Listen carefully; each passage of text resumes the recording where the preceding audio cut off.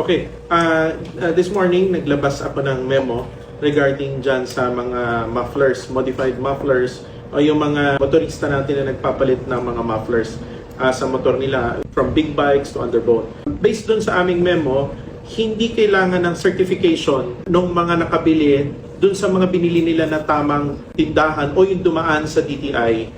Hindi yung galing lang sa gawa-gawa sa mga talyer o yung custom made. Yan ang pinaghihigpitan. Pero yung mga kababayan natin, yung mga motorista na bumili kayo, binili nyo yung muffler ninyo aftermarket at dumaan yung muffler ninyo sa proseso ng DTI, hindi ho dapat hinuhuli yan. So malinaw po yung binigay naming guidelines dyan at isang ano na rin ito para malinawan yung mga enforcers namin throughout the country na basta yung modified muffler na yan ay dumaan sa proseso, dumaan sa DTI, hindi gawang bahay-bahay lang, walang problema yan.